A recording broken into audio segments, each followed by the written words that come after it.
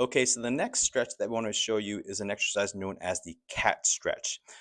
So the cat stretch is probably one of the most basic stretches and exercises that is very commonly taught and described. But I find that most people just don't know how to do this exercise correctly. So our goal is to show you how to perform this exercise with proper form, so that you can get maximum benefits and to help you also focus on helping you restore your lumbar flexion curve as well. Okay, so what Twee's going to do here is she's going to start by being on her hands and her knees, and then she's just going to try to create a forward bending curvature across her spine, as seen here. And we want her to put her focus and her concentration on trying to create a forward bending curvature across her lower back right through here. Again, this is the area that we want to focus on. And since most people are very tight or very restricted to this area, we want you to focus on trying to create more movement through this area through our stretching and through our exercising. Okay. All right. So let's reset. Now, when you do this exercise correctly, what you first want to focus on is by just kind of tucking your hip and your pelvis downwards like so. All right, almost pretending like you have a tail and you're just trying to kind of like tuck your tail underneath you. This is going to teach you how to unlock and learn and start to learn how to move your pelvis. And then what you should start to focus on is trying to engage and contract your abdominal muscles right in the front of your stomach, as seen right here. All right. And the reason why I want you to work your abdominal muscles is because these abdominal muscles are the muscles that help create this lumbar flexion movement.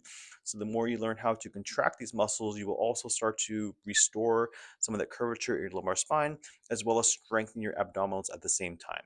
Okay. Right. So the most common mistake that we'll see people make when they try to do this exercise is that they just aren't focusing enough on their lumbar region, and they just kind of go through the motions. And what ends up happening is something like this will happen, where when the person tries to do the stretch, they will just create a huge curvature in their mid back or through their shoulder region, where their lumbar spine just kind of stays flat. Right, and this is what we want to avoid. And these are some of the mistakes that we see, time and time again, where the person just again is not putting enough of their focus or attention on the lower back or lumbar region. All right. So if we just demonstrate properly one more time, so as you can see different here, you can see much more of a curvature across the lower back. But what you're going to see is if you're someone who is really tight or really stiff through there, you might have a hard time creating that curve. And instead, you might feel some tightness or some stretch or some tension across those muscles along your lower back.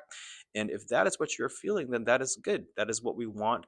This is what we want to achieve, as long as you, again, can feel your abdominals working and you can feel a nice gentle stretch across your lower back. That is how we know you're doing this exercise correctly.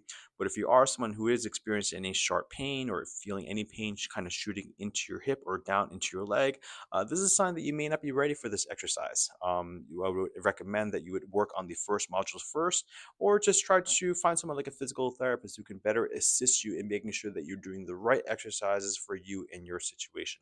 All right. Okay, so that is it for the cat stretch exercise. Now let's move on to the next exercise for today.